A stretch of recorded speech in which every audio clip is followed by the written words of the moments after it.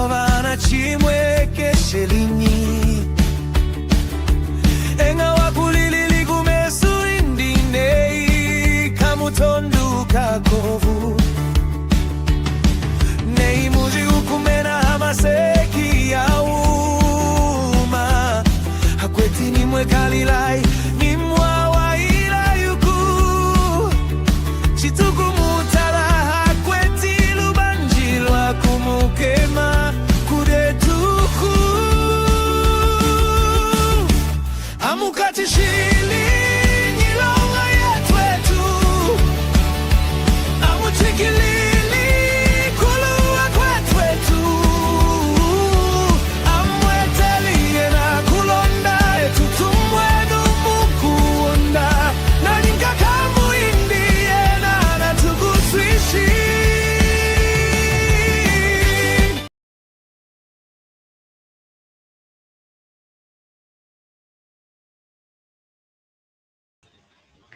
Hello and welcome to today's discussion. Today we discuss an important subject, which is the subject of the great salvation.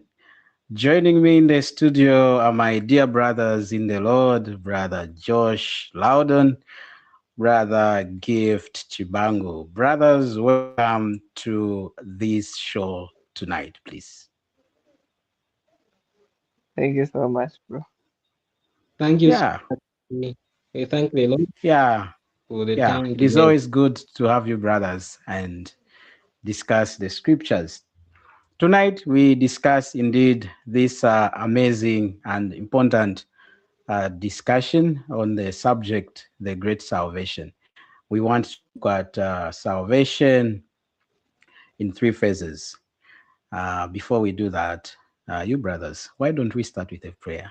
It is always good to start with a prayer. Brother Chibangu, please go for it. Okay, shall we pray together? Our Father, we thank you for everything. We are thankful for being with us. We are thankful that you've counted us to be worthy, even to be in this day. We think of the graces that we've received from you, even upon our families, and we are thankful also for the world that you've preserved and kept, all for the sake of your will. Continue to pray for them, our Father, that your word also would come upon them, that they would be able to recognize their need for the Savior, that they would be able to come to the saving knowledge through faith in the work of the Savior. We thank you for this time together. We pray that as we discuss this, the scope of our great salvation, that it would be to the knowledge of many about our Savior and also to the benefit of many. We look to you for help and guidance in the scripture, that we would be able to mention that which is found in the scripture. We are thankful for this time. Bless it to us and to all that will be able to hear it. We thank you, Father, even in the name of our Savior, the Lord Jesus Christ, we pray. Amen. Amen. Amen, brother. There is so much confusion out there in the world regarding the subject of salvation. And this has caused a lot of issues in different assemblies, people teaching works-based salvation, and, many have been derailed and they are following after actually a false Jesus, which the Bible doesn't present. And this is as a result of course, people twisting scriptures and not considering, of course, the context of different passages that are found, of course, in God's word, the Bible. So when we talk about salvation in a nutshell, before we go further to discuss many things regarding this subject, Brother Josh, when we think of salvation, in your own understanding, what is salvation? How would you define salvation, just, in a nutshell? Well, in a nutshell, when you say salvation, you have to have an object of salvation. You have to be saved from something. So the question is, what are you getting salvation from? And in this case, in the case of the Bible, you are getting salvation from sin, or salvation from the penalty of sin, which is death. Yeah. And the opposite of death is life. So when you talk Mm. about salvation, it's about going from being saved from death and entering into life. Amen. So, in your own understanding, salvation is, you know, being transferred from being a dead person to being now a living person, like we see, for example, in John's Gospel, chapter 5, is it verse 24? Yeah, where the Lord Jesus says that, truly, truly, I Yes. say to you, yeah, exactly. So, yeah, that is good. Brother Chibangu, having defined what salvation is, Brother Joshua has said salvation always goes with the penalty. There has to be a penalty, which is death, and which is coming also, of course, as a result of sin. So, since salvation is coming because there is a problem, which is already sin, that Brother Joshua has talked about. So, what should people do in order to be saved? What should be people do in order to be saved? What do you say? Or maybe before you explain Uh, what scripture says, in your own understanding of what is happening in our country, Zambia, according to many people's ideas, theological arguments which they have, what do many people believe is what should be done in order for them to be saved? yeah, first of all, as Brother Josh has said, when we talk about salvation, we have to begin from the fact that there's something dangerous that is about to happen. Someone is in a dangerous state from which they can't be able to help themselves. So they are actually dead, as we've said. So there are many ideas that people have out there that they think to say that is what can actually save them, because we hear of many things, and they are unaware of the fact that they are born dead into this world despite being alive. So others will talk about that they have the predominant thing, of course, is doing good works, or earning our way towards God, and mostly for the very fact, as well, as we are called as people that are a Christian nation. So because of Mm, that, their idea is always we are people that are near God. So however, how much we'll be able to do determine how we'll be in heaven with mm, God. And these are the things. Even at campus here where I am, at the university that I am here, you would literally see people going around collecting things to give to the others. And the whole motive behind that is not that they are saved, they are trying to do good works because they are saved, is because they are trying to do that so that somehow, someday, they will be able to be in heaven. That by what they've done, God perhaps would be able to see that as something that has been done for him. In short, they are doing a mm, favor to God. Then by doing that, God can be able to accept them. But that is far from what we see in scripture. So that is one idea that we have from people, that they can be saved by their works, but scripture begs to differ. We are aware of Ephesians 2:8, and main ideas that we have out there as well. We can talk of asking for forgiveness.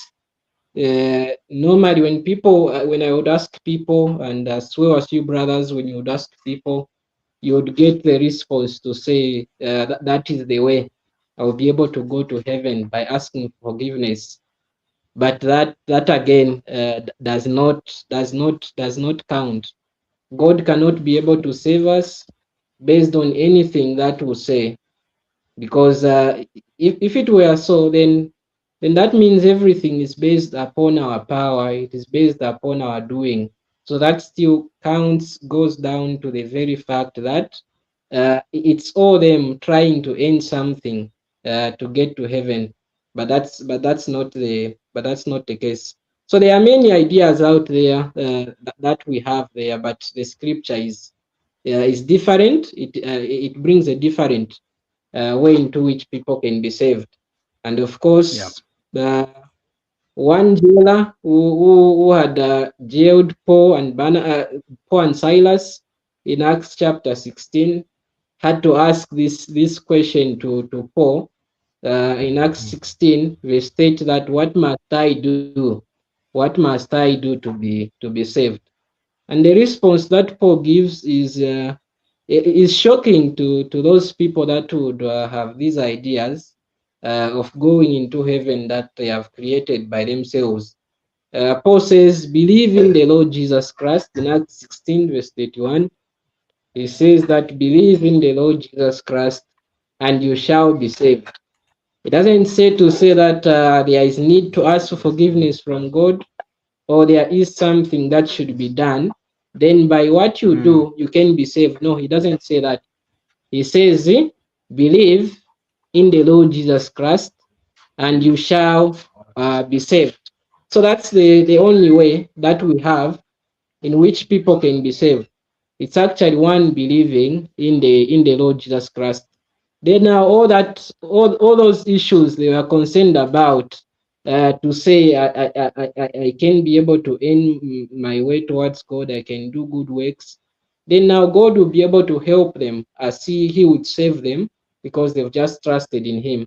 So it has to be by grace. It has to be by grace through faith in what Christ did. Simply your heart resting upon what He did, then God can be able to save you, not the other way around, because one is already a corpse. Ephesians 2:1 says, referring to how the Ephesians were saved. In verse 1, Paul says that, and you were dead in your trespasses and sins has He made alive. So as we are born into this world, we are born dead. We can't earn our way towards God. One who is dead, it implies that you can't speak, you can't walk. So even you're speaking about forgiveness doesn't matter to God. God is unable to hear you because you are dead spiritually. So all those equations, all those things we can bring about doesn't matter. Others, of course, would say that we have to believe in the Lord Jesus Christ and also keep the law, but that again cannot count. If you say you believe in the Lord Jesus Christ and then you say I keep the law, then by keeping the law and believing in the Lord Jesus Christ, if how I've kept the law is okay, then God will be able to accept me.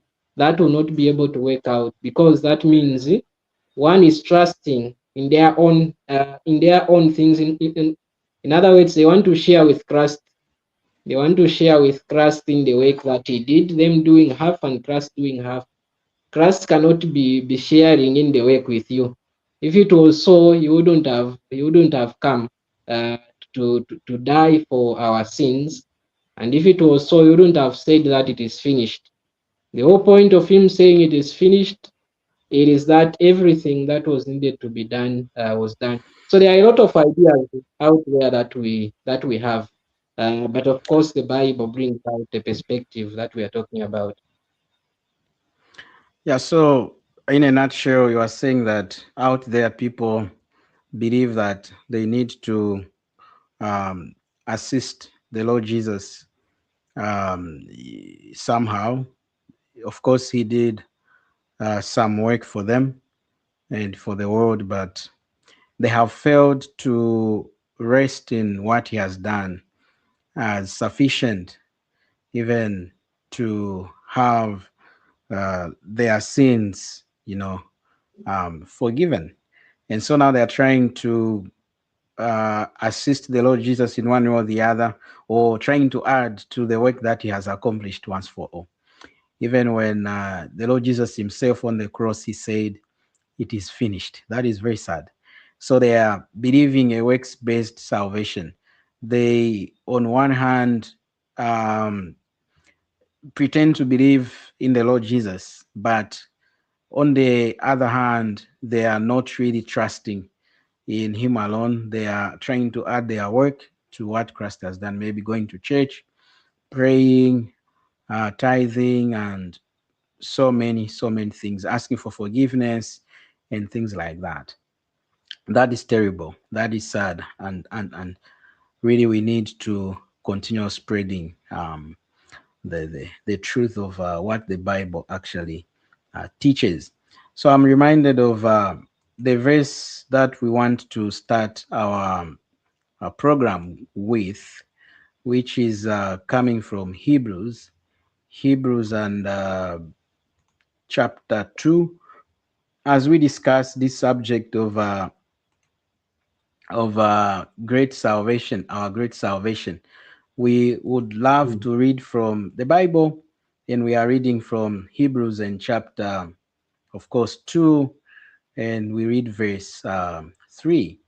So Hebrews chapter 2 and verse 3, and this is the writer to the Hebrews, and he says this important thing: how shall we escape if we neglect so great salvation, which at the first began to be spoken by the Lord, and was confirmed unto us by them that heard him? Speaking of course, the first-hand disciples of the Lord Jesus. We talk of the disciples, the apostles of the Lord Jesus Christ, who heard him, and they were his primary or first-hand disciples. So the writer is saying that how shall we escape if we are going to neglect so great salvation? And that is why we have entitled our study tonight as So Great Salvation. So Great Salvation is coming from Hebrews chapter 2 and, of course, verse 3. Brother Josh, as we speak about so great salvation, how many phases are there as far as salvation is concerned? Sorry, bro, I didn't get the question. Um, how many phases of salvation do we see in the scriptures as far as salvation is concerned? Oh, um, well, in scripture we see three phases. There's justification, number one, sanctification, and glorification. Mhm. So, which you've well talked about the three phases of our salvation. You've well outlined them. You've talked about justification. Why is justification coming first? Why is justification coming first? Why are we not starting with the glorification, Brother Josh? Well, maybe we can first define what those mean. Uh, Exactly, exactly. justification. I think the best way to describe it is with an illustration of being in front of a judge Hmm, for a crime that you committed. Maybe you stole something, um, hmm, and then the judge says, okay, you have to pay such and such a price. Okay, you pay that price. Maybe it's a charge. Maybe it's time in prison. And um, once you've paid it, then you are considered justified. Uh, in the case of the Bible and Scripture, It's not us who paid the price, but it's the Lord Jesus Christ. The penalty for our sin is death, and the Lord Jesus Christ paid that penalty for us in our place. So uh, we can be considered justified, right? Because the penalty for our wrongdoing, our sin, has been paid in full. That's justification. There is no longer any condemnation on us. Why? Hmm. Because we are justified. Yeah. So then, sanctification, we can describe it as um, to be growing in our faith. To be sanctified sort of means to be set apart. Yeah. And in the case of scripture, it's to be set apart from sin, set apart from the world. And by being set apart from sin, you are closer to God, closer to the Lord Jesus Christ. In other And words, you more while like justific you begin to look like the Lord Jesus. You become more like the Lord Jesus. In other words, yes, exactly. go for it. So while justification is a one-time event, Hmm. sanctification is an ongoing process.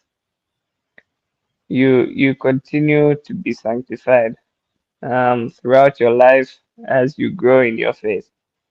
Hmm. And then glorification is described in the Bible as the end of our faith, where our bodies are glorified. We are, it's the end of our salvation, if you will, because we are now in the presence of the Lord Jesus Christ. We are Yeah. now with Him, and our faith is has been concluded, right? When we were justified, we were saved from the penalty of sin. When we were sanctified, we were saved from the power of sin, like like your PowerPoint has said. And when we are glorified or glorification, we are saved from the presence of sin. And that's when we are in the presence of the Lord Jesus Christ, where there is no more sin. Amen. So we look at justification. Thank you for that elaboration, bro. Um, Justification, brother Gift. Um, it has been stated by brother Josh that justification is, you know, a one-time event. It happens one time in a believer's life. So, what verses can come to mind right now, Brother Gift, signifying how one is justified? What verses are you thinking about right now that we can read together to show the viewers and also to remind ourselves that indeed this is something that happens one time in a believer's life? There are a lot of scriptures coming to mind, but I think one brief one is Romans 5. I think verse 1 can be able to help us. Okay, we can Romans read that 5, one. verse number Let me see if 1. we can put our Bible Yeah. here. Mm. So Romans 5, yes. Verse number 1. Romans 5, verse number 1. Justification. Mm. Here we go. You can read it and comment. Yeah. So we have Romans 5 1. Yeah, it says, therefore, being justified by faith, we have peace with God through our Lord Jesus Christ, So the writer, Paul says, therefore, being justified by faith, we have peace with God. So in telling this, the Romans, those in Rome, the believers in Rome, how they were justified, that we've been justified by faith, therefore we have peace with God. He brings to us how we can be justified. So justification can happen by each individual, of course, recognizing that they are sinners before God, and then placing their faith in the work of the Redeemer, the Lord Jesus Christ. Mm. So once they believe in Him, that He died for their sins, He was buried and rose again, then by that they can be justified.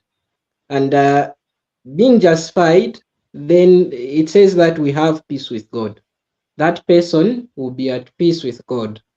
They will be at peace with God, all because of the Lord Jesus Christ. So being at peace with God, having things okay between you and God, has to happen through believing in what Christ did. Then by believing in what Christ did, God can be able to declare us righteous, individually declaring you righteous, that you are without sin, without fault before Him. Why is that the case? The reason why that would be the case is because you've believed in the Lord Jesus Christ's death, burial, and resurrection. So because Jesus died, He took, you are believing that He took your sins, He died for your sins on that cross. And that's the whole point of Isaiah 53. We are told that he bore our sins, He was wounded for our transgressions. So it's all about one believing in Him. Once you believe in Him, then He bore your sins. Peter says that He Himself bore our sins in His body on the tree, quoting Isaiah. Mm. So Jesus took the sins, all those that would believe in Him on the cross. So once you believe in Him, then you can be justified, and that's the amazing the amazingness of justification. It's all you being imputed with righteousness that is not yours. You being imputed with righteousness that is not yours. He was made sin for us. In 2 Corinthians, we are told 5:21 that He made Him sin, who knew no sin, that we might become the righteousness of God. So once you believe in Him, then you can be justified. Not because you are good or you can do anything good, but because of how good and gracious God in heaven is, and of the way of salvation in Him providing the atonement. That is Jesus Christ, who died once for all. And because Jesus died once for all those who would believe in Him, through that one time faith, at a particular moment where one would be able to recognize their sin and choose to believe in Him, that one time faith brings once for all justification. You'll be justified forever. You'll be justified forever, and you'll be at peace with God. So that's what we can be able to see from Romans 5:1. Thank you, bro. So we are talking about justification, and we are agreeing one with another that indeed the issue of justification, this is entirely the work of the Lord Jesus. It has to be what Christ has done, Him alone, what He has done for us. So a person is not supposed to add anything to what Christ has done, and they shouldn't also subtract anything from what Christ has done for a sinner. We know the most famous verse, which is, of course, Romans chapter 3, verse 23. There we read that, for all have sinned and fall short of the glory of God. But here we see the aspect of justification, of salvation, as you know, something which God has done through the person of His Son, the Lord Jesus Christ, so as to declare as Brother Joshua defined justification, to declare such a one who has been condemned before God, who is condemned before God because of their personal sins which they have committed, right? So they are now being declared or pronounced just, to be just, as if they never sinned before. That is a miracle, right? That is a miracle on its own. Because it doesn't really make sense when we think of this thing. Um, of course, in our human capacity, human understanding, it doesn't make sense. How can you make your enemy your friend? How can you make your enemy? How can you turn your enemy into somebody you want to have fellowship with? This is what God is doing through the person of His Son, the Lord Jesus. He is declaring or pronouncing one to be just, to be made righteous, or such as he ought to be, because God Himself is holy, as we are told by Peter. Yeah, be holy because the one who called you is holy. So God is holy. He needs to deal with our sin issue in order to have that fellowship with Him. Thank you for that elaboration, Brother Josh. Do you want to add anything um, as far as justification is concerned? No, well, I think that's a great point. Is that Yeah, Brother Gift pointed out is that yeah. justification is not something that you can do on your own, but Mm, rather it is righteousness that is imputed to you, or it is given to you without anything that you did on your own, not yeah. of your own merit, but someone else, in this case, the Lord Jesus Christ, gave Mm, you righteousness or made you to be righteous before the eyes of God. mm. That I mean, that's incredible It to is me. incredible. It is incredible. Mhm. It's really amazing. It is incredible. It is incredible. And um I'm reminded of this other verse coming to mind. This one here. Just after Paul talks about the fact that both the Jews and the Gentiles in trouble before God as far as sin is concerned, he goes on then to talk about this important aspect, which is justification. Um, as we can see here, he talks about justification here. And he says, how are we justified? Being justified freely. No work involved. God is justifying Josh, Josh, uh, Gift, Wana, and everybody else watching us. God is justifying you and I freely, not because we are good, not because we deserve it, but out of His love, His mercy, kindness. He decides, okay, yes, I know Josh. Josh is not a perfect person. He's committed actually millions and millions of sins from the time that Josh was born until now. Millions and millions of sins. So has Wana done. Gift the same, but okay, I'm going to save them, not because they are good, but because God is rich in mercy, love, and grace. So this is what we see: being justified freely by His grace. Another important term: grace. We have just seen freely. We know that is no charge is expected. You don't need to pay God anything, not even one kwacha, not even 15 ngwe, right?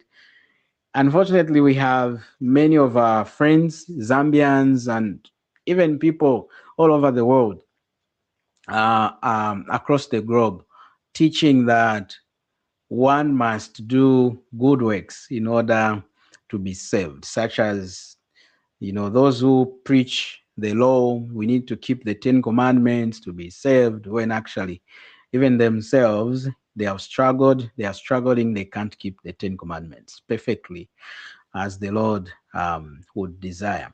And so grace comes in. We are being justified freely by His grace. Uh, what is grace? What is grace, Brother Josh? Grace is something that is uh, something that is not deserved. So Hmm. um, you can say that grace would be receiving something that you don't Hmm. deserve, Yeah. more Hmm. like a gift or like a present. Someone has Yeah. given you something even though you don't deserve it. Like if I give you my phone, you Yeah. know, I don't I don't really expect you to give me money. I don't really expect you to work for me. No, it's a free gift. Yeah. Even though maybe you have wronged me in the past, but still I give you my phone. I'm showing you grace. Hmm. Yeah, that's what grace is. And so in the case of us and the Lord Jesus Christ, God has given us His grace. He has given us the Lord Jesus Christ. He has given us the gift of eternal life or the gift of salvation, even though we do not deserve it. Amen. So grace is something we don't deserve, right? God is giving us His Exactly. salvation. We deserved to perish. We deserve to go to hell, but God decides to send us His Son. That is huge grace indeed. Huge grace. So being justified freely by His grace through the redemption that is in Christ Jesus. So the redemption, justification is in Christ Jesus. Isn't it sad that many of our friends in Zambia, even overseas, everywhere else, they believe that they need to earn their own redemption. They need to to bribe God. I love this word, bribing God. You know, Yeah. God, I'll do this. Like Brother Gift was elaborating earlier. Mm. In Zambia, there are a lot of people who believe that as long as they go to church, like regularly, and they don't miss church, they try their best to be found at church, in church, and then if they die, they will make it to heaven. You know, I was speaking to a friend today, sharing my faith with her. They were believing that as long as they wake up daily, saying a prayer to God, confessing their sin, asking for forgiveness day and night or every day when they wake up. So if they die having prayed such a prayer, asking for forgiveness, you know, then they would make it to heaven. Then I asked them, what if one day you don't pray and you sin? What happens? Then they were like, definitely, if I die, I'll go to hell. Why? Because I've not asked for forgiveness. You know, they are trying to bribe God by saying a prayer every morning so then they can go to heaven. But that is not how God is justifying us. That is not how God is imputing His righteousness upon us.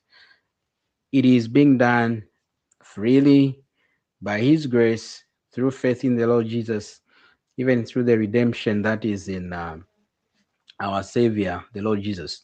Verse 21 is such an amazing verse.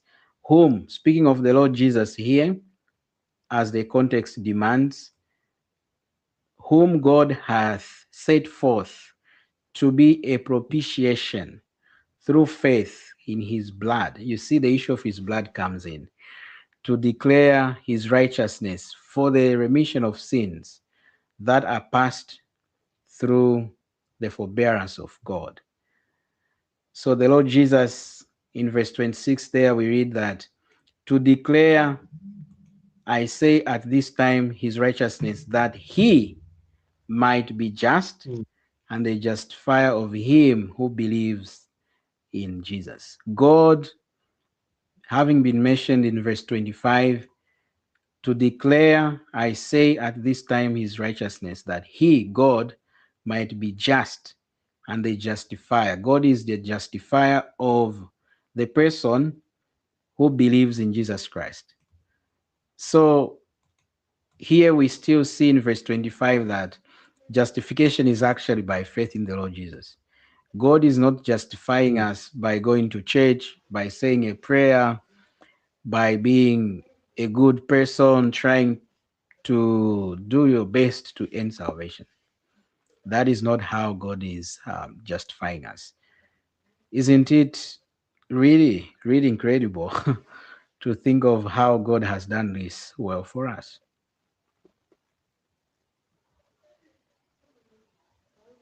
Yeah, Yeah, it it's is. it's really Yeah. amazing. It's really amazing to think of what God does in justification. Like we've talked about, people would go with their own ways, but the Lord has revealed one way, and we know to say that that is the power of God unto salvation. So there's only one power in which God can be able to save. That is through the work of our Savior, the Lord Jesus Christ. His blood that was shed, his death on the cross is enough Mm. to be able to justify someone, anyone who would be able to believe in him, and that's really amazing. And one of there are two words that I like in scripture when I see them. When the scripture says wise God, to the only wise God be glory. So we see what God is able to do, that he would be able to reconcile even those that are sinners to him. And this is just in one moment. It's not that he has to keep doing it. His son died once, and our Savior, as we've noted, he said that anyone who would believe in him passes from death to life. He will never come into condemnation.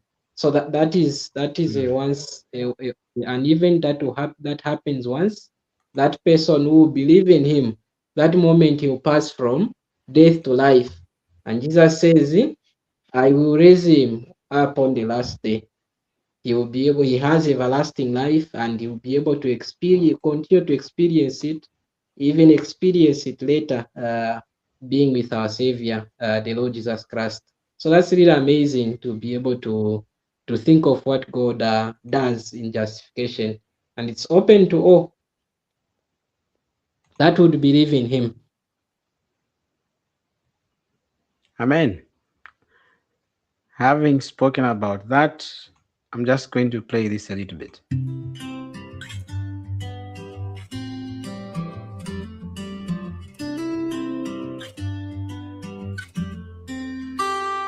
Therefore, since we have been justified by faith, we have peace with God through our Lord Jesus Christ. Through him we have also obtained access by faith into this grace in which we stand, and we rejoice in hope of the glory of God.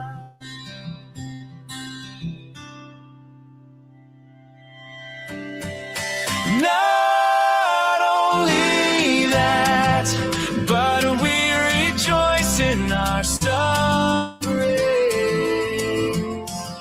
knowing that suffering produces endurance, and endurance produces character, and character produces hope.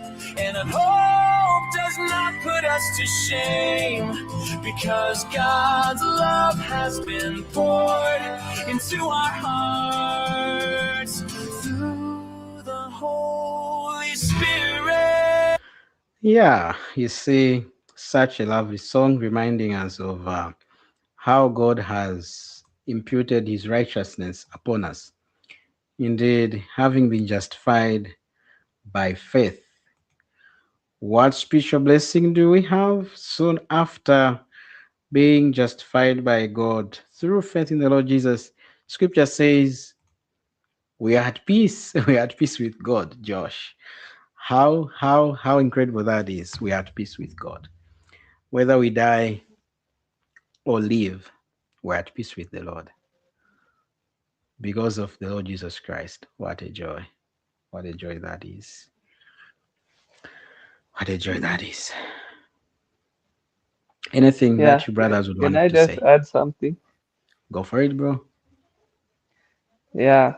Um, Another thing about grace is that the moment you try to start working for grace, that's when grace ceases to exist. Say that again because you are breaking. Because the moment that you try and work for grace, that's when grace ceases to exist. Hmm. So what I mean by that is by definition, grace is something that cannot be deserved. So Hmm. if you are trying to work for it, it means you are trying to deserve it. You are trying to Hmm. deserve grace. And if you are trying to deserve grace, then it is no longer grace. And in fact, you Hmm. cannot even receive grace if you are trying to work for it, because then it's no longer grace. Does that make sense? Hmm. It does. It does.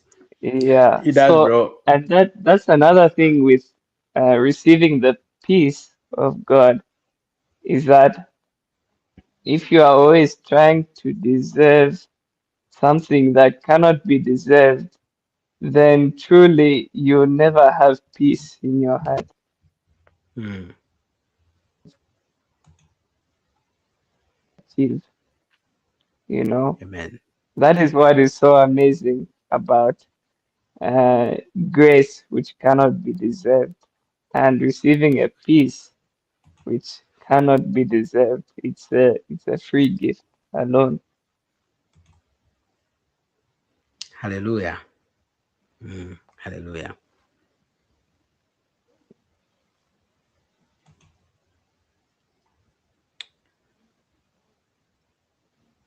So we've looked at justification, how it comes about, and we've looked at what it means to be saved. We are saved from what? From the penalty of sin, which is death. We are talking about, of course, both the physical and also the spiritual death. Um, More especially the spiritual one, which literally means separation, right? And we've looked at the time when that happens. It is when one expresses their faith in the Lord Jesus Christ, when they put their total faith in the Lord Jesus, not when they play games, you know, deceiving themselves that they have been saved. This happens when one seriously realizes that indeed they have sinned against God and they deserve to be punished by a holy God. And now they stop trusting in their works and begin to trust in the Lord Jesus alone and what he has done for us. So we've seen the method by which it is, you know, given. It is given by grace and through faith in the Lord Jesus. And having talked about justification, and we have seen indeed that it is entirely the work of the Lord Jesus, we move on to our next phase of salvation, which is, of course, the present.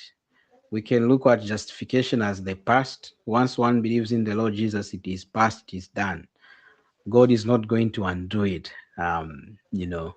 because of his grace, because of the fact that God keeps his promises and he cannot actually disannul his promises. He cannot change his mind about his promises because he's a God who's faithful and is able to keep his promises. So, sanctification, when we think of sanctification, Brother Gift, what comes to your mind? Of course, we are saying it is also another form of salvation. This is salvation, of course, from the power of sin, which happens in a believer's entire life, and it does not happen one time. Um, Hmm. Brother Gift, what are your thoughts regarding sanctification? Practically, how does this happen in your own life? Yeah, we are able to. So the phase we have from the phase of justification, which is one time event. We have the other phase of sanctification, and this, as we defined it, is actually referring to one being set apart from things that would not be able to please his Lord or the Savior, in other words. So that is being set apart from sin. So that phase has to happen by one choosing to do what is right. So it's of course a difficult phase, but the Lord will always be there. That doesn't mean now, since that one has to choose, it's all from His power that you'll be able to do that. No, it's still the Lord that will be in that, helping through the person to navigate through the phase up until it all comes to its completion, like we said, when our faith comes to sight. So it's a difficult phase. Like in my case, you have to keep on struggling to look to your Lord in every circumstances, to ask for His help, and you have to keep choosing the path that is right. I think I did mention this yesterday. I had heard, I don't know the person, whether the person was a non-believer or a believer, somewhere, who said that sanctification is more like a person trying to circumcise themselves. So that is actually referring to how hard it is actually to keep choosing what the Lord would want you to do. So it's not like once we are saved, once I got saved, it's not like God had to remove all my free will. God had to remove anything that can be able to make me sin. It's not that case. The flesh is still in me. So you have to keep. There has to be a fight between the new nature, the Holy Spirit which has come inside me, and also the old nature, and that fight keeps on being strong, and it keeps on being like that. But looking to the Lord, we are told in the scripture to fix our eyes on the Lord. By looking to the Lord, as I would continue to recognize, to say, yes, I'm a sinful creature that is liable to sin. I can be able to sin at any time. That brings in strength from the Lord to keep on helping, as you would choose. Though those it has to be painfully, as you would choose to stick to what the Lord would be able uh, to want you to stick to. So there has to there's always that struggle, and it's not something that is strange. It's all the case that the phase that all the others that have gone before us have gone through. We see Paul in Romans 7 actually. Our brother alluded to the fact that grace is undeserved, but when we are saved, we continue to recognize how that we don't even deserve the salvation in the first place, which is why it's all of grace. And this is the whole point that we see from Paul when he writes to Timothy in his first letter in chapter 1. He says in verse 15, that is, of whom I am chief. He says Christ Jesus came into the world to save sinners, of whom I am chief. Now, why would we say that he's chief of sinners despite having been saved a long time ago? The whole point of why he's saying that, because he continues to see how undeserved he is, because he knows that there are points in his life where he would do that which is sin. First of all, he wasn't deserved to be saved, and second of all, he looks at himself one who doesn't even deserve to be later with the Lord. But the Lord still is gracious. He saved him, and again, even in sanctification, that grace still continues to carry on to help each of us believers to continue to choose what is right for the Lord. And that's what we see in Titus 2. Titus 2, we are told that for the grace of God has appeared that brings salvation, teaching us.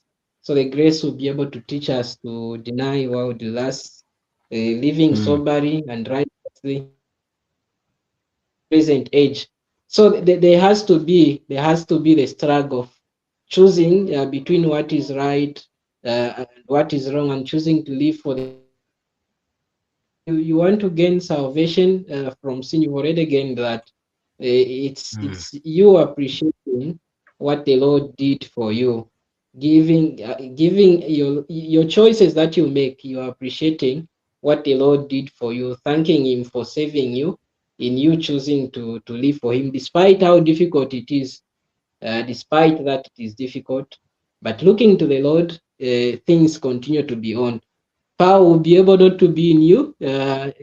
You can, like in my case, you have to see to a point to say, I don't even see the way how I'll be able to navigate through all these things that are ahead of me. How I'll be able to choose this that the Lord wants and leave away that which is not connected with the Lord, that which will not be able to honor the Lord. But as I would reach to such instances, the strength of the Lord would still be able to come through.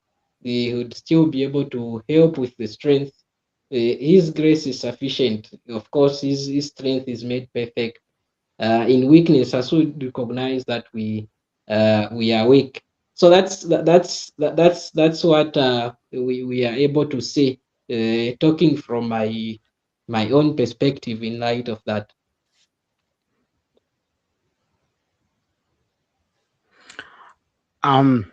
Very good. So I'm going to try and bring um, on someone. I think they have an important question to see if they can ask their question live so then we can attend to it. But before that, maybe let me do this as we try to bring them on. I'll leave some entertainment. Let's see if we can do that. Who has been given to us.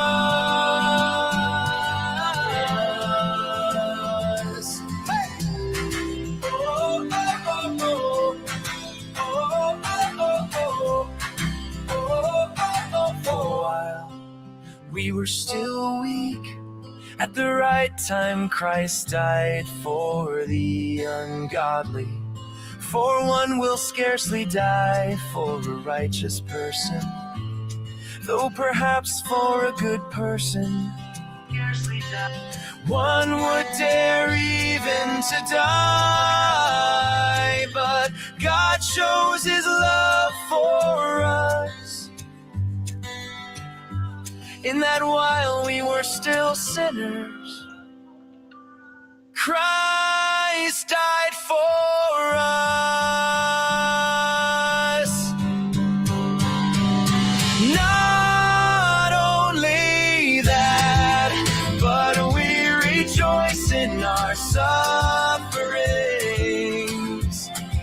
knowing that suffering produces endurance, and endurance produces character, and character produces hope. And hope does not put us to shame, because God's love has been poured into our hearts through the Holy Spirit. Mr. Mzabwanga, are you able to get us?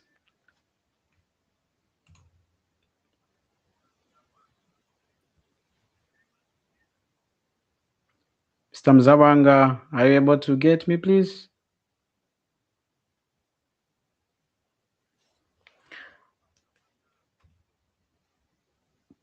Okay, you can try to call me on WhatsApp. I'll be able to bring you on even via WhatsApp. So just, I'm going to remove you from the studio and then you can just come on WhatsApp. Then you ask your question. You have an important question so that these brothers can attend to your question.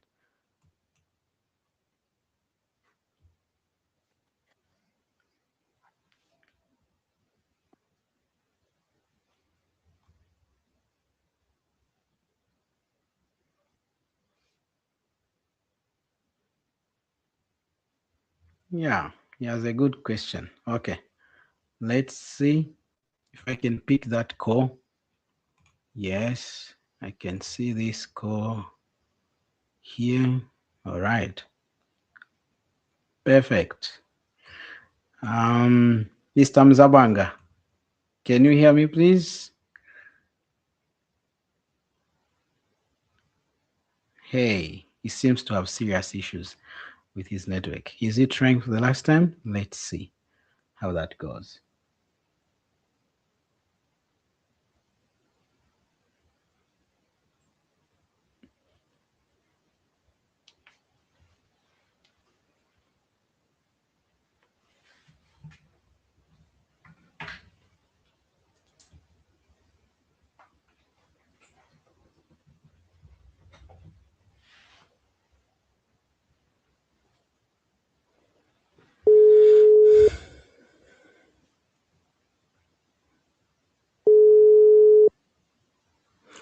Serious issues with network in Zambia. All right, we'll carry on. When he manages, then we'll be able to allow him to ask his question. If he fails, then I'll just read his question. He texted me, but I would have loved him to ask it himself. Then we can interact. All right, so um, here we go. I wanted us to talk about. So when we talk about sanctification, Brother Josh, sanctification is also subdivided into how many phases, or how does it occur? Is it a one-time event? I know Brother Gift has touched on that. Is it something that is happening only now, or it is continuing? And when is it ending? When is it ending? Yeah, sanctification is an ongoing event. It's not a one-time event. So Yeah. sanctification begins the moment after you are justified and ends when you are glorified.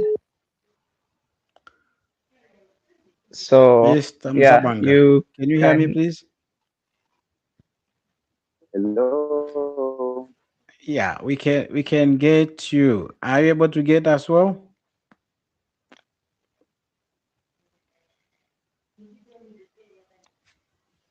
It seems your connection is quite bad tonight. Hello. Yeah. Can you hear me, please? No, the network can't allow him. So there's a question. Maybe I should just read his question and Yeah. then we can attend to it. His question is, since we are saved once and for all by the grace in Christ Jesus, is it right to ask God for forgiveness every time we pray? Wow.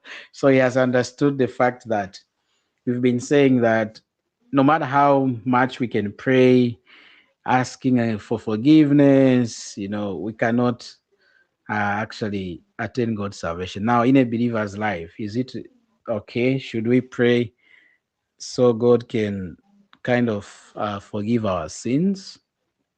Can we ask for forgiveness? Is forgiveness biblical something that we ask God for, or He gives it to us freely? Brother Gift.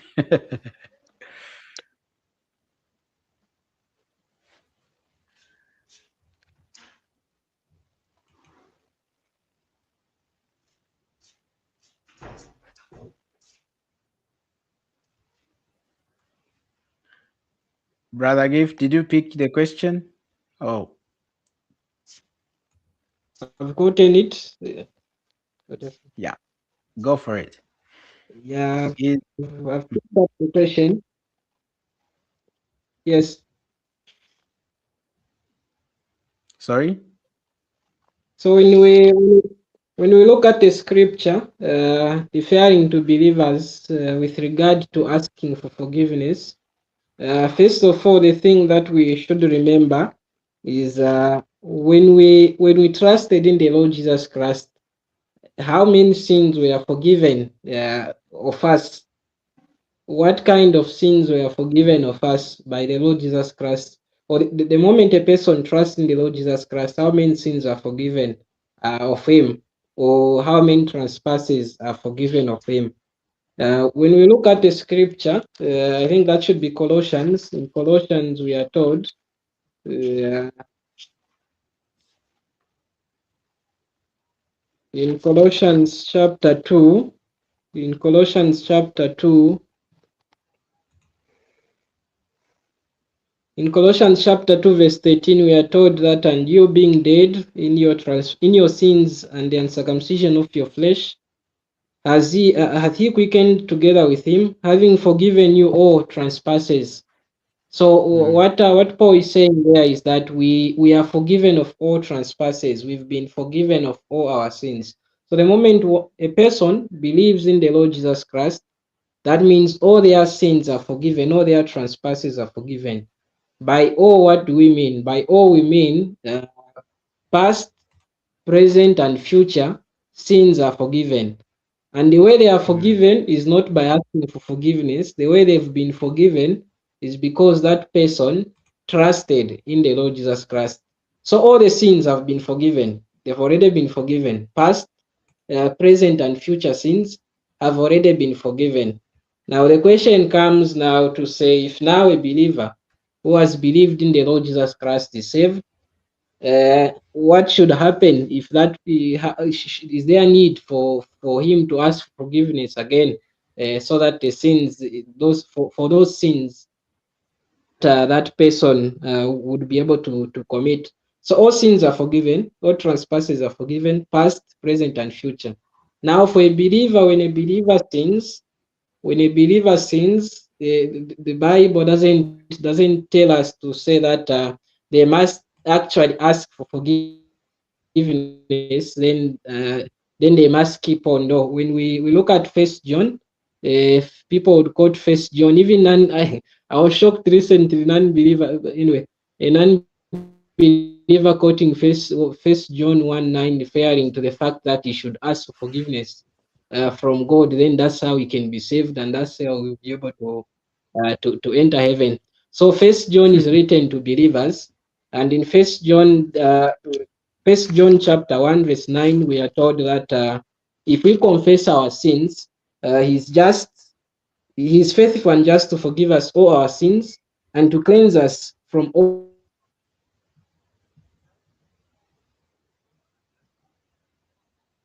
Is not actually saying that we should be able to ask for forgiveness, but what is actually saying, the emphasis that is putting on is on us confessing our sins.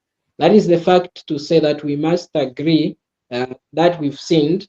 And once we agree that we've sinned, that doesn't mean we should ask for forgiveness, but rather we should be able to do what the church at Ephesus was told. Having left the first love in Revelation 2, the church at Ephesus was told to say that repent and mm, remember, repent, do the first works. So there is an idea of one remembering that he did sin, and after remembering that, then he should be able to turn away from that, change his mind about that. Once he changes his mind about that, so remember, change your mind about that, then do the first work, then go on to do what you are supposed to do. So when First John is saying that he's faithful and just to forgive us, he's not referring to the fact that you'll be able to. There's forgiveness. There's forgiveness in the fact of saying that the sins are expired. They are let go. They will never be able to come to be remembered again. So that forgiveness of the sins being expired happens once a person believes in the Lord Jesus Christ. But once a person has believed in the Lord Jesus Christ and they sin, they need to recognize that they've sinned. And after that, what will the Savior do? He will not be able to let what they've done affect the fellowship. He will not be able to let what that person, a believer, did be able to affect the fellowship between him and God. And that's the sense which John is talking about when he says he's faithful and just to forgive us our sins. He's talking about neglecting, not caring for, not putting it to the sense that not putting it in between your fellowship, between the fellowship between you and God. He can't be able to put that, it will not be able to affect anything. So it's the fact of not caring, not putting it into consideration to bring any effect on the fellowship between you and God. So that's the sense of the Greek word in the context that John is talking about here. So it's not about him that God, the moment now that a believer confesses his sins, then God now will expire his sins. No, they were already expired. They were already paid for, atoned for the moment that person believed in the Lord Jesus Christ. The sins, both past, present, and future, were forgiven. Now that he sins, all that there is that he should recognize, he should be able to recognize what has happened, remember how things were, then continue to do the first works. Then God will not be able to let that be able to affect the fellowship between him and him. Things then will continue to go as they should because he was already forgiven of that which he has done. So that's the sense that I see that into. Yeah, I don't know Yeah, if the dictionary that you have in there can be able to bring to convey that sense to us in First John 1:9 because I know that's where the yeah. confusion can I'm come I'm in. going to it now. Yeah, I'm going to it now. Josh is going to step in. I know he wants to say something as well. Um, yeah, let's bring on First John, First John chapter 1 and verse 9. This is one of the passages that has actually caused a lot of confusion in the minds of people.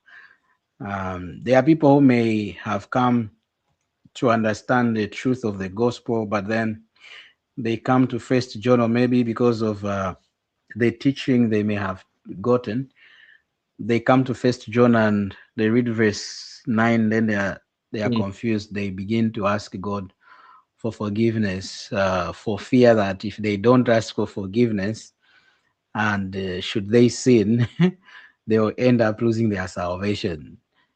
Yeah, but as the context has been explained, John was writing to people who are already saved. And he says, if we confess our sins, he is faithful and just to forgive us our sins and to cleanse us from all unrighteousness. We are just from reading in Colossians 2, verse 13 there that actually at faith, at salvation, when one believed in the Lord Jesus, the moment they believed in the Lord Jesus, whether it happened in August 2025 or maybe today, the 20th of June 2026, if somebody trusted the Lord Jesus today, that very day when they believed, God forgave their all sins in the past, in the present, and in the future. And that is how God forgives us our sins. So you can imagine you have forgiven somebody all their trespasses, and then they are coming back to you to say, "Can you forgive me all my sins?" Doesn't that make them look like they are mad or they are confused? You know, so that is how I see it. If somebody is coming to the Lord thinking that when they say a prayer, even after they are saved, then that is when God is taking away their sins so then they can be saved. They have missed the concept of justification.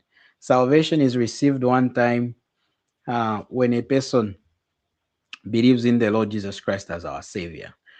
And so, First John 1, verse 9, in itself, to confess doesn't literally, it doesn't mean literally that one must actually ask for forgiveness. If we look at the dictionary here, where is it? Confess there. The word confess in Greek is homologio. Is it homologio? Something like that. Homologia, whatever. Brother Josh, you've done Greek. How do you pronounce that? It's homologeo. Homologio. Come on. Yes. Okay. So in itself, it literally means to say the same thing as another. So in other words, when God says you have sinned as a Christian, are you going around making up rules, trying or maybe trying to deny, no, I didn't do it? No, a believer's attitude should be that which is changed by the gospel. We admit, we accept. In other words, admit. We admit when we err and we accept, yes, we have done something wrong. And even when we accept that we've done something wrong, that is not the reason we are going to heaven because we have accepted. We are going to heaven because the Lord Jesus paid for our sins. He paid for our sins in full. And when I err as a believer, as we have been helped, the first response is to see that sin, to recognize that sin, and admit it. If we have offended people, we need to go to them and say sorry. Saying sorry to them is a normal thing, but that is not why God is forgiving us. All right.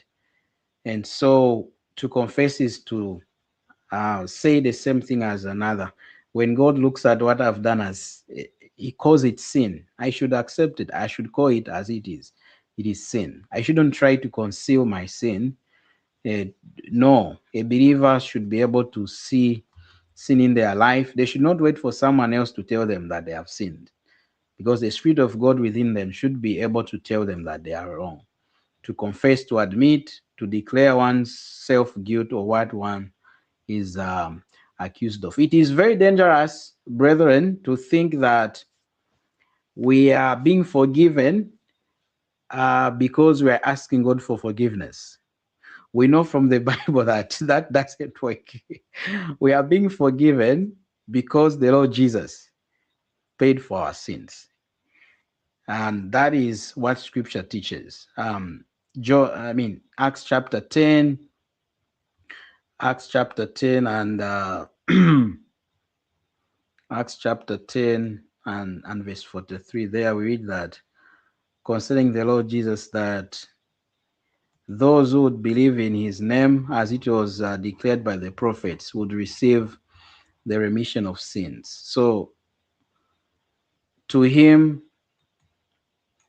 speaking of the Lord Jesus, to him all the prophets witness that through his name, whosoever believeth in him shall receive forgiveness of sins. So we are forgiven because of what Christ has done.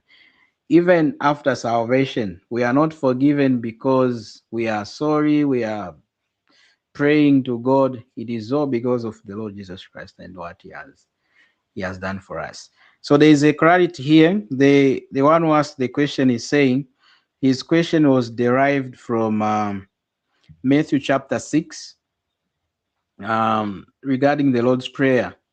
Matthew chapter 6, verse 9 to 13. Maybe we can turn to that, then Brother Josh will step in, because we need to make a distinction between what Matthew is teaching and also what Acts chapter 10, verse 43 is teaching. Matthew 6.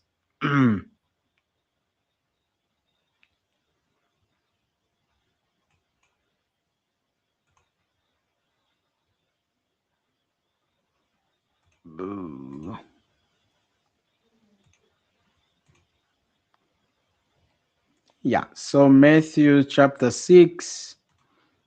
Here we go. Matthew 6. 9 to 13. This is the Lord's Prayer.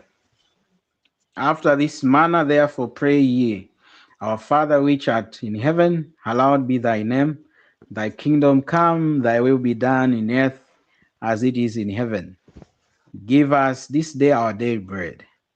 Verse 12 and 13. And forgive us our debts as we forgive our debtors. And lead us not into temptation, but deliver us from evil. For thine is the kingdom and the power and the glory forevermore. 14. For if we forgive men their sins or trespasses, your heavenly Father will also forgive you. 15. But if we forgive not men their trespasses, neither will your Father forgive you trespasses.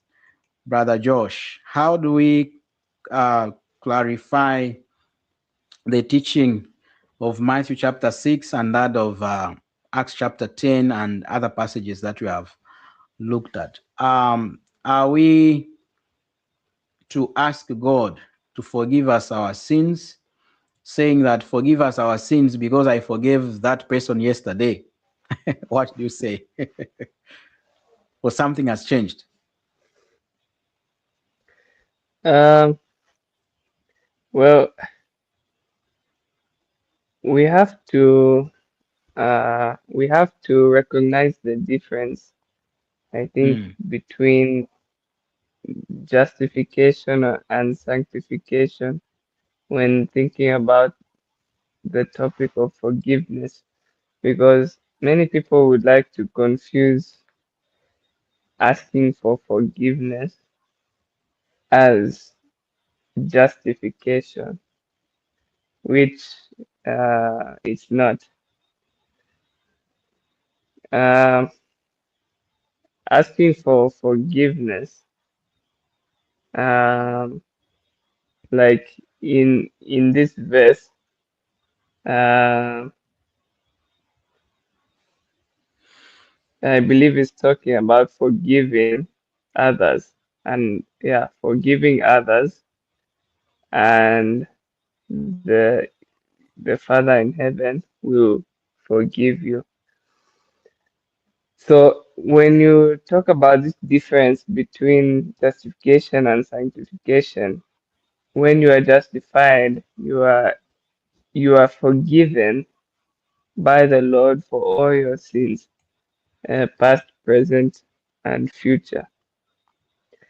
If, however, you are to fall into sin after being justified, that's where sanctification comes in. And when you are being sanctified, like we've been talking about in 1 John chapter 1, verse 9, confessing your sins, it says that the Lord will forgive you. Um, this is where you also have to understand uh, your position before God versus your walk with God. So your position with God, that's your justification. You are justified, you are righteous before God, and that will never change. No matter if you sin or not, your position, your justification will never change. But your walk with God, your fellowship with God, that can be broken depending on whether your you sin performance. or not. Mm, Yeah, mm, so that can be broken. And that's where forgiveness, as an already believer, that's where forgiveness comes in. So, confessing to the Lord, this is what I've done. I know it was wrong. The Lord has promised, or the scriptures have promised us that He will forgive us of that particular sin. So, asking for forgiveness does not save someone, it does not justify someone, but Can we ask for forgiveness before the Lord as a Christian? Yes, we can. Recognizing the difference that it's not asking for forgiveness which saves us, right? It's belief in the Lord Jesus Christ which saves us. But um, confessing our sins to the Lord, asking for forgiveness before the Lord, we can do that as believers. Um, and that helps with our fellowship with the Lord, our walk with the Lord, helping to get us back into a right walk with the Lord in our daily walk in faith. So there's a difference between our position, our standing before God, and our daily walk with God. All right. So, Mr. Mzabanga, if I get your question very well, I want you to compare what Matthew chapter 6 is teaching, compare it with what we find also in Colossians. I mean, before you go to Colossians, Ephesians 4. Hear the difference here and see how things are moving. In Matthew chapter 6, it is saying, somebody is praying to God, forgive us, forgive me my sins, because I forgave last on Mzabanga yesterday. So it is, to me, it is sounding like what the Old Testament law demanded, which was the issue of do good, I'll do good to you. God used to deal with the people of Israel in a conditional way. So forgiveness was conditional in the olden days, in the Old Testament. But in the New Testament, something has changed, which I'm about to show you. In the New Testament, no one can actually pray such a prayer unless they are ignorant of the scriptures. I am not praying to God to forgive me because yesterday I forgave Brother Josh, because I forgave Brother Gift, and then I'm telling God, please forgive me because yesterday I forgave, Josh. No. This is Ephesians. Let me do this. Stop screen. Yes, I'm going to bring on this Bible. This one. This is to the believer. Let all bitterness, wrath, anger, clamor, and evil speaking be put away from you, with all malice, and be kind to one another, tender-hearted, forgiving one another, so that God can forgive you, so that God can forgive me if I forgive you. No. Forgive one another because you are already forgiven in Christ, even as God in Christ forgave you. So I'm forgiving Josh when he errs, when he offends me, not so God can forgive me. But in the Old Testament, that was the way things were, and that is what God instructed them. An eye for an eye, a tooth for a tooth. You do something wrong to someone, it comes back to you. And that is how it worked. If you do something good, God says, I'll bless you. But we see in the New Testament, everything is about Christ. God has blessed us in Christ. Forgiveness is placed in Christ, because we can't wait for our forgiveness. We can't, bribe God so that he forgives us. So if I believe that God forgives me when I ask for forgiveness, when I say a prayer, forgetting about what Christ has done, that is dangerous. So we forgive. It is good for us to forgive other people, but we should know, why should we forgive? Because if we don't forgive others, our fellowship one with another might be broken. enmity may set in, and which is not a good thing. We need to put away all these items that have been mentioned. Not forgetting that we are actually forgiven in Christ, and we are not asking God to forgive us today because we forgave another person, or God should forgive us because we want to forgive another person. No. Even in Colossians, I think Colossians 3, is it? Let me see, maybe verse 11 or 12. Yes, 11, 12 to 13. This is Colossians. A similar thing is there. Therefore, as the elect of God, holy and beloved, put on tender mercies, kindness, humility, meekness, long suffering.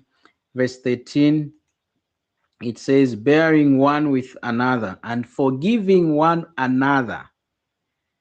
Forgiving one another. If anyone has a complaint against another, even as Christ forgave you, so also must do. So you see that there is this change that has happened. The New Testament, when we read the New Testament, Matthew, Mark, Luke, and John, we have to realize that there are certain teachings there which cannot apply to the period in which we are. Not everything there applies to the church era in which we are today. And so we have to be careful, because there are certain things which the Lord Jesus taught the Jews which were applicable to their time period in which they were, which was, of course, the dispensation of the law. Because the dispensation of the law ends when the Lord Jesus dies and rises on the third day, goes back to heaven. Right? So in the new covenant sets in, the new dispensation comes in,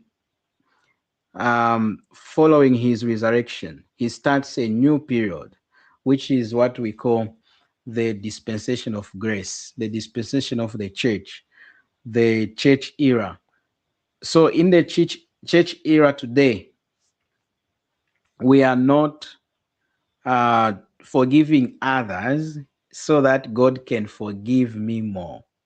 No, I am forgiving my friend because I have been forgiven much. But you see, in Matthew 6, the teaching there was, forgive us our debts as we forgive our debtors. So there's a possibility of this person boasting before God. God, I am in heaven. I've come to you because I forgave Laston Mzabwanga the other day. Allow me in heaven, or give me this good thing because I forgave somebody yesterday. But scripture is saying no one should be found boasting with their works before God. We should be found actually boasting about what Christ has done. So we are forgiving others today because the Lord Jesus paid for our sins, because the Lord Jesus has actually forgiven me. So you see, there are those differences. We are not forgiving others so that God can forgive us. We are forgiving others so that our prayers can not be hindered, because our fellowship with God can be distracted if we are not walking in truth, if we are not forgiving other people, if we are not forgiving one another. Even our fellowship one with another may be affected if we are not forgiving them, as scripture actually is teaching us right now. And he replies, thank you, hallelujah, thank you so much for the explanation. You're welcome. You're welcome. Yeah, Brother Josh, anything you want to add? It seems like Brother Gift, his network has become unstable. What are your thoughts Oh regarding yeah. that? Yeah, no. Without God, if the question has been Yeah, understood and answered clearly. Yeah, perfect. forgiveness. It's misunderstood by many people as Yeah, a way of salvation. Hmm. But the error comes when you mix up justification and sanctification. That's where the problem comes. Hmm. They are trying to use sanctification to justify themselves, which cannot work. Hmm. So others can even use Matthew 6 today to say, see, because you say you're a Christian, if you choose not to forgive me for this wrong that I've done, you're not going to heaven. So it Yeah, becomes, a work-based salvation. You forgive me, you go to heaven. You don't forgive me, yeah, you go to hell. yeah. So it's a That is not the case. misunderstanding of the scriptures Yeah, and misunderstanding of how someone gets to heaven. yeah. So we forgive because we have been forgiven much, right? Yeah. All Yeah. right. So um, let's conclude with glorification. This brother is struggling now with his connection. Sad. Okay, I'm back. I'm able now to connect my my network troubled me a lot. I think it was because I shifted from my MTN to my Airtel. My MTN Oh, depleted, the data was depleted. So I was trying to get sorry, some bro. data. Now I'm back with MTN. Sorry Yeah. for that, bro. Okay. Um, yeah, we're saying that sanctification happens in two ways. There is positional uh, sanctification, which happens at salvation once for all, and there is also ongoing, which Mm. is continuing until, of course, the rapture or when a believer dies, right? Um, I think we touched on what sanctification is. We see even from the Greek perspective, hagiazo, whatever the pronunciation is, and also the Hebrew kaudash, whatever. I don't know how I can read that. They both have the idea of consecration, right? You set something apart. Like even the vessels um, that were to be used by the priests um, who were serving the nation of Israel, even in issues pertaining the tabernacle, all the items were consecrated, Mm. right? They were consecrated. So God is not using somebody who has not been consecrated, who has not been hallowed, right? Separated from profane things and Mm. dedicated to God. So God must first of all consecrate such a one if he means to use such a person. We have various means by which sanctification happens, one of them being the blood of Christ, by faith in Christ. Holy Spirit sanctifies us, and God's word is used also to sanctify us, to set us apart, so then we can be useful for the Master's work. We also have the idea of the body of Christ, believers saving one another for sanctification. Um, then we have in Jude 1:1, there it states that we are actually sanctified by God the Father. And also the personal obedience, which our brother talked about so much. When we obey the scriptures, then we become more like Christ, and we can be now the vessels of honor that God can use for his work and for his glory.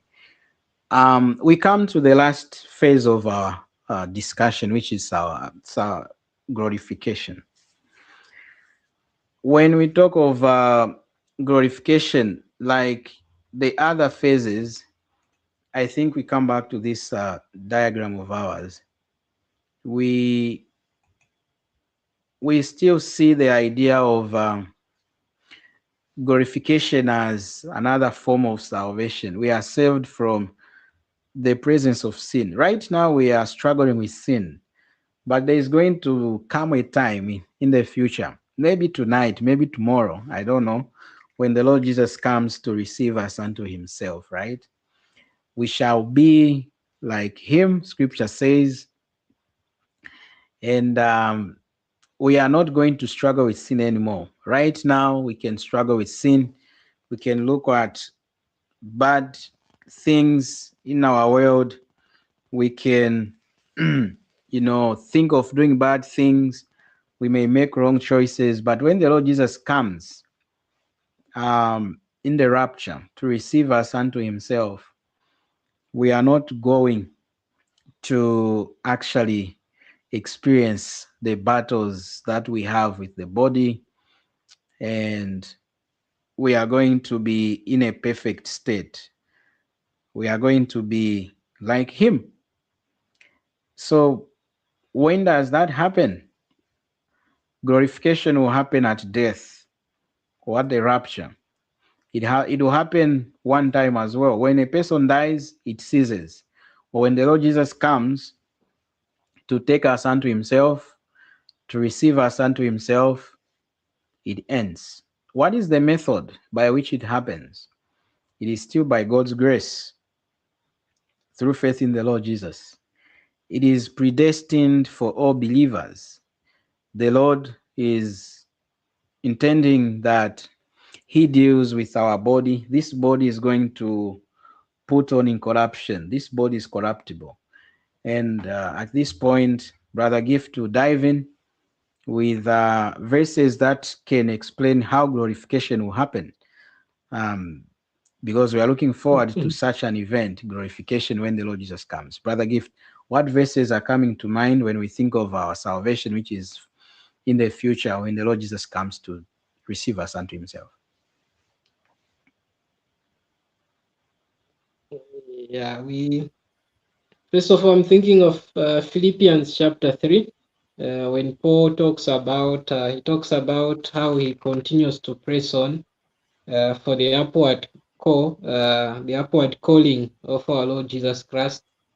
He talks about the fact that he's not perfect yet. He has not yet attained there. He's not perfect yet, but he follows after that he may apprehend that for which he was laid hold of by our Lord Jesus Christ.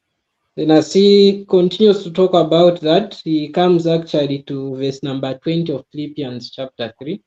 He says that for our conversation, in Philippians chapter 3, says that for our conversation, our citizenship, is in heaven, from whence also we look for for the Savior, the Lord Jesus Christ. Then he comes to verse 21. He says, "Who shall change? We shall change our veil board. We shall change our veil board that it may be fashioned like unto his glorious body, What verses that according you're reading? to the working." That's verse 21 of Philippians chapter 3. Philippians chapter 3, verse Philippians. 21. Let me just bring it on. Philippians chapter Okay. 1, Chapter verse number 3, 23. verse number 21. Chapter number 3. Yeah. And verse 21. Verse number 21. Yes, this is a Actually, good starting verse. from verse 20. Yeah. Yes, you can go ahead, It bro. says, "For conversation is in heaven, from which for our conversation is from heaven, from whence also we look for the Savior. We look for the Savior, the Lord Jesus Christ, who shall change our veil body, that it may be fashioned like unto his glorious body, according to the working whereby he is able, even to subdue all things unto himself."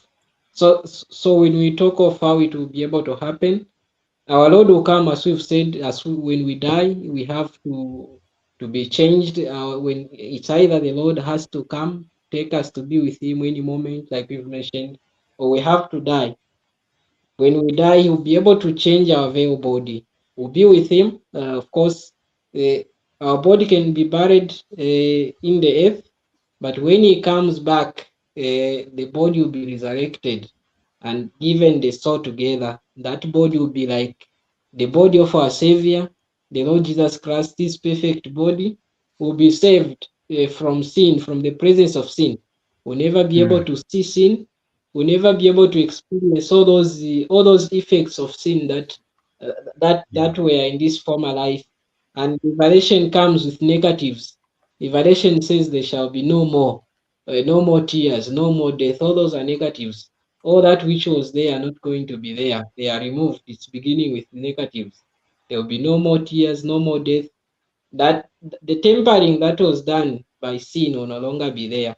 So be given glorified bodies that will put on in corruption. They can never be able to corrupt. So will be like our Lord Jesus Christ, perfect like him, saved from the presence of sin forever. He will appear the second time to save us from the presence of sin, so that we will be with him forever and ever, where there will be no sin. And John actually says that what we shall be does not yet appear, but when he appears, we shall be like him. When he appears, we shall be like him. So when our Savior appears, we are going to be like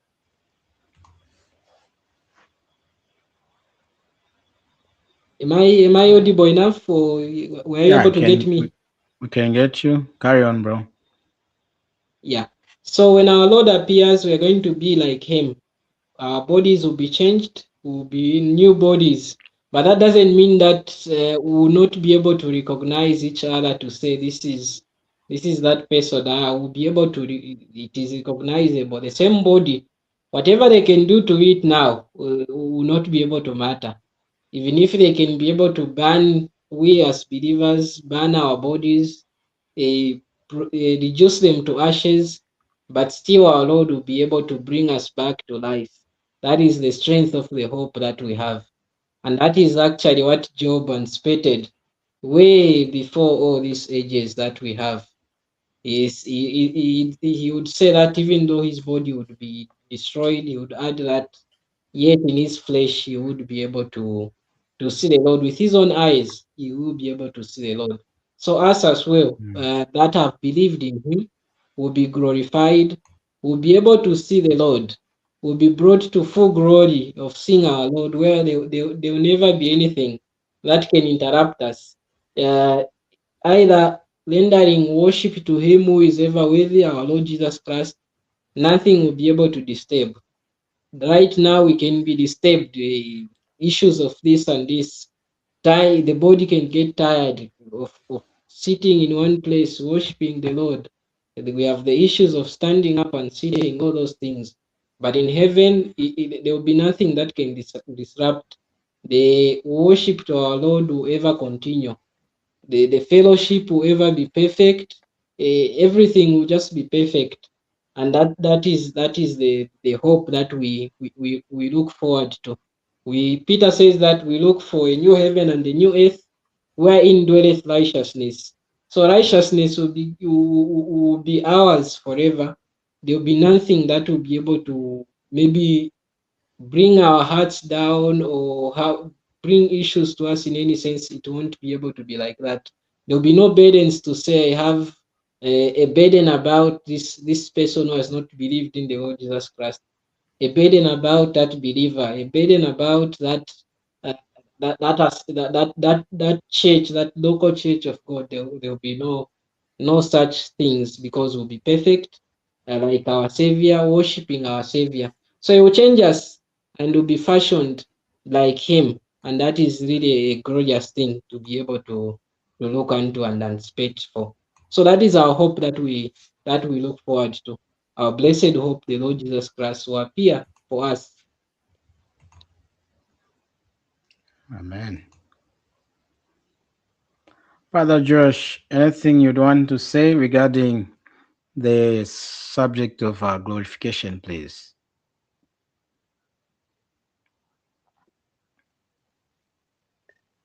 Yes, uh, glorification is really the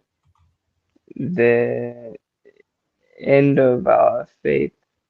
I like what Paul says in Philippians chapter 1, verse 6, where maybe you can bring it up, where he talks Yeah. about how he's confident in this very thing that he who began a good work in you Mm. will bring it to completion. Yeah. And yeah, yeah, being confident of this very thing, that he who began a good work in you will complete it until the day of Jesus Christ. When you come to glorification, that's the completion of your faith. You know, when you first had faith in the Lord Jesus Christ, you were justified and then sanctified. You are continuing to have faith in the Lord.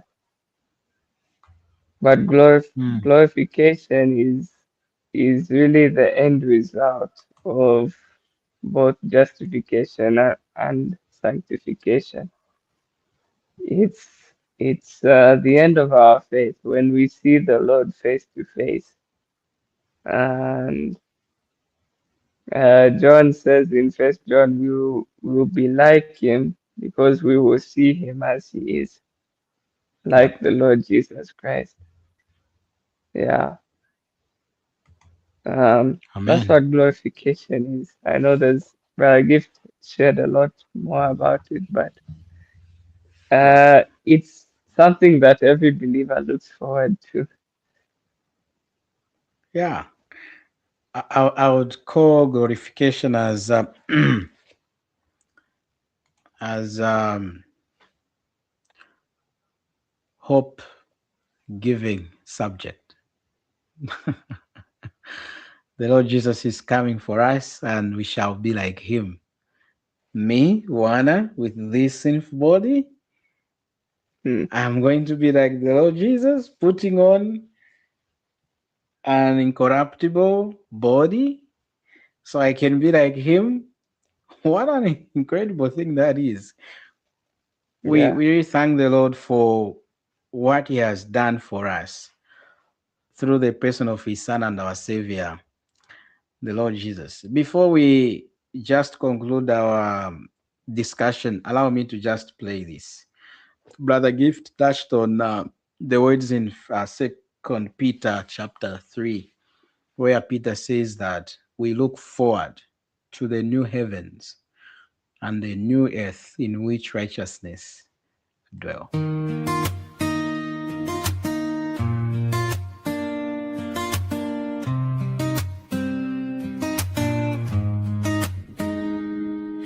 Akwila enu wakwetu twakenga Baimula lamena ichihuma chimuku Mwanta wa monanga Ifukuri mudirine kumbakaji Danyakani kumbakaji Danyakarine ifukuri mu Mwanta halabanga kwila chuma chakanini Nei chatena ngau antukula baku Ilanga hakudumu mikadenu Hana kengi muntu ni umukuno ngaku Na kengi antu ejima balumu kimunyichima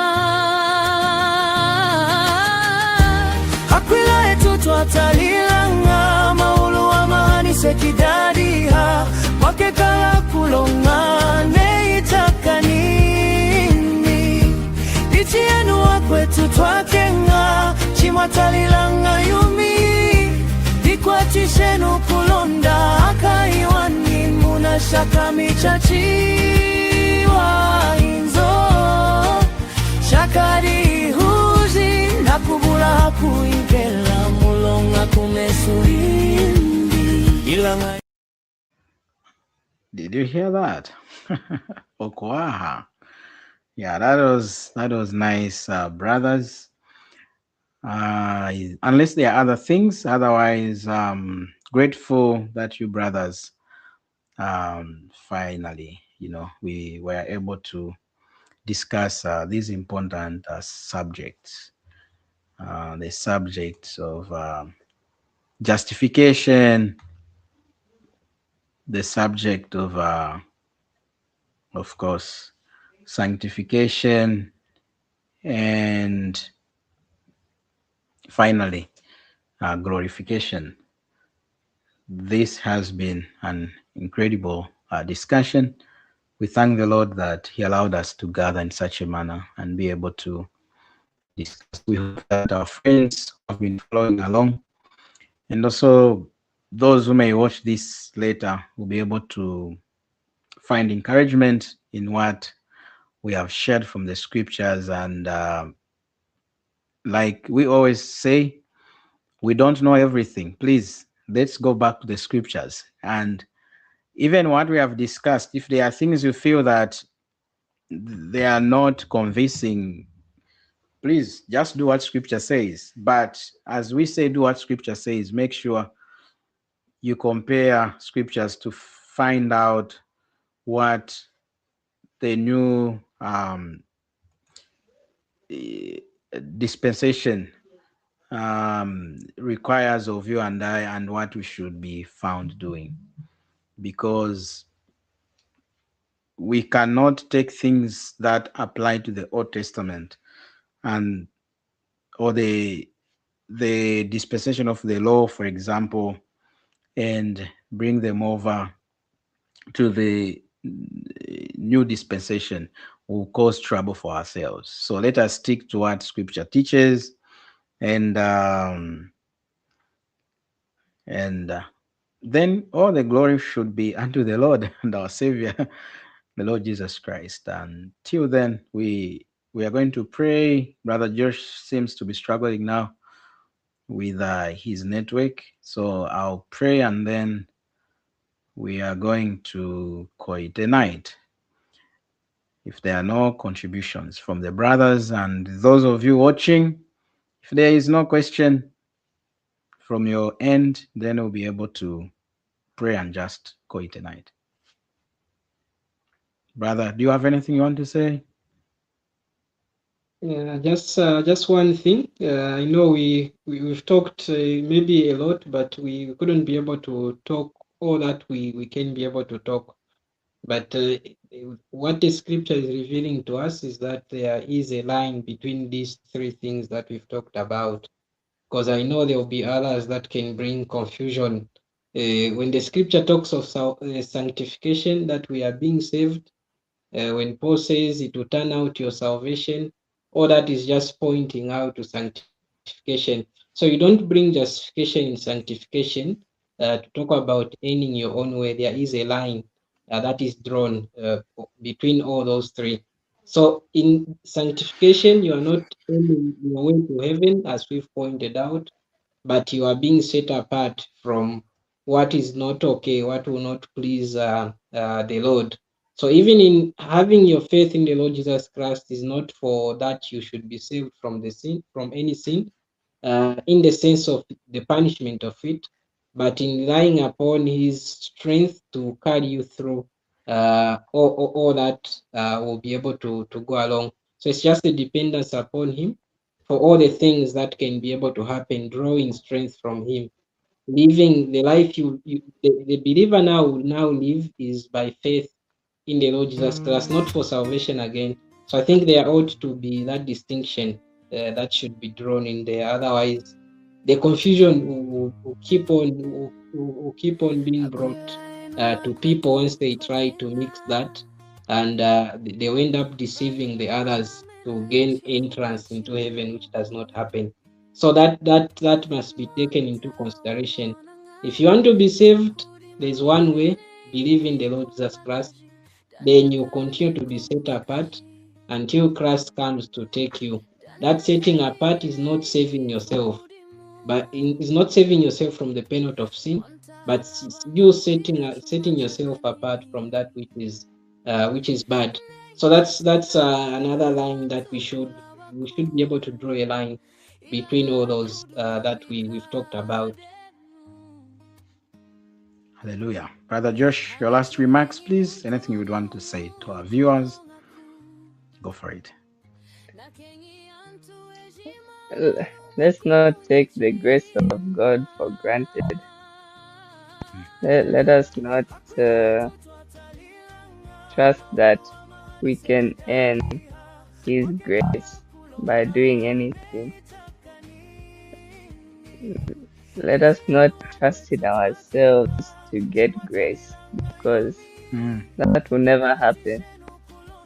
But grace only comes it only comes as a gift by the Lord Jesus Christ. That He died for us and that He rose again physically for us. Trusting in that and that alone is how we get the grace of God, how we get the forgiveness of God from our sins, and how we can be saved, how we can be justified, which leads all the way to glorification. So let's not take the grace of God for granted. Let's trust in Him today, right now, if we haven't already. Amen. Having said that, I think we come to the close of our program tonight. Thank you, brothers, for coming through. We hope that we can meet up again some other time. As this week begins, maybe we'll prepare some other discussion topics that we can try to discuss. Anything that you want us to discuss, please let's discuss. Then we can meet up here again and discuss these matters. It is helpful. Brother Josh, do you want to pray for us? And then Sure. Just close it, bro. Sure. Go for it, bro. Father in heaven, we are so grateful that we don't have to rely on our sinful selves in order to get ourselves to heaven. But we are so grateful for your grace, which comes as a free.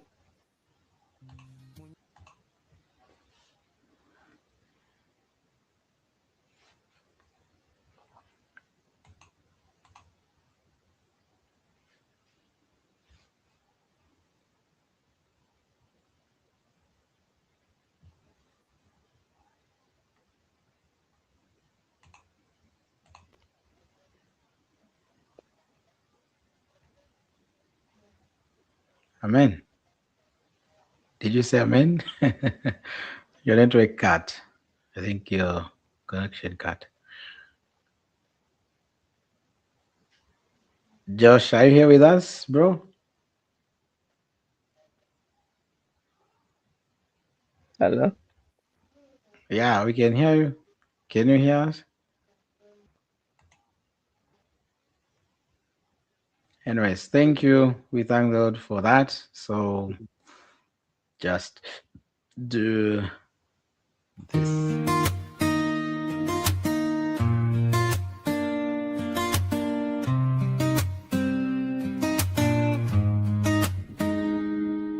Akwila enu wakwetu twakenga Baimula lamena ichihuma chimuku Mwanta wa mwananga Ifukuri mudirine Kumbakaji Danyakani kumbakaji Danyakarine Ifukuri mu Mwanta halabanga kwila chuma chakanini Necha tena ngau antukulabaku Ilanga hakudumumika denu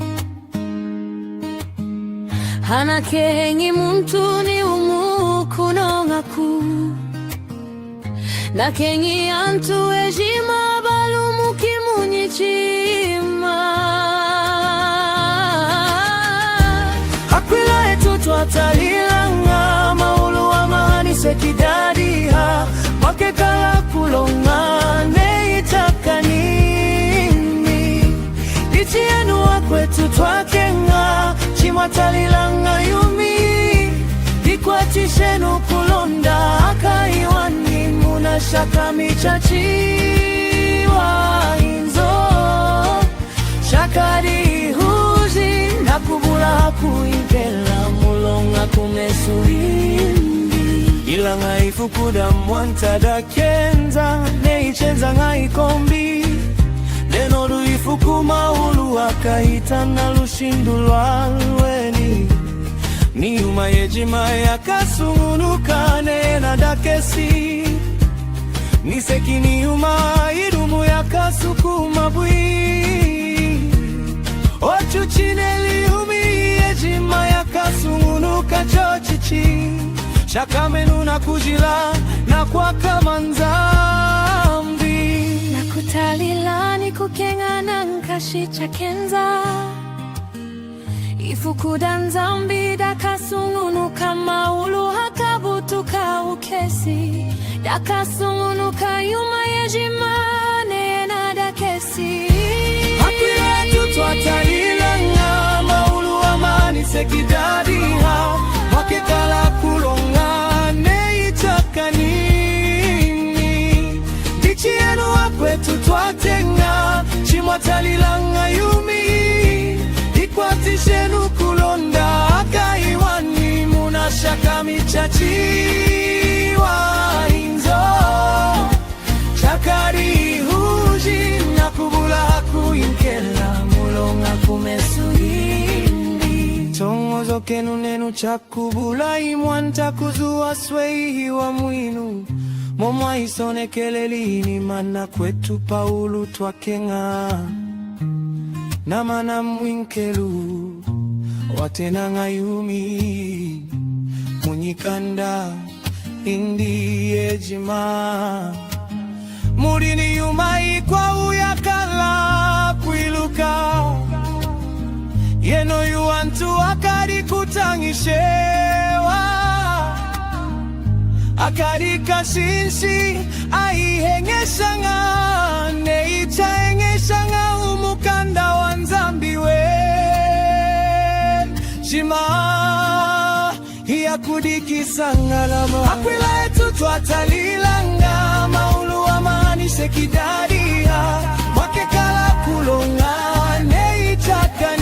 neitakanini ichienu wakwetu twatenga chimwatalilanga yumi ikwatishenu kulonda akaiwani muna shaka michachiwa inzo shakadi huzi nakubula kuinkela mulunga kumesuhimbi dichienu wakwetu twakenga chimuneli mwelu kadehi baba lenu mubuli kuungumuka na kuluwangesha kwa wantu watamu mubuli kufuma mukukola kwenu enu aweni kulenu muluini mukumwiluka manta wetu chamwinu Yesu Kristu lubanjilwa kulema wikalilwindini katatakani hayanyaka akwiletu twatalilanga maulu wa mahani sekidadiha wakekala kulonga neitakanini ichienu wakwetu twakenga chimwatalilanga yumini ikwatishenu kulonda akaiwani muna shaka michachi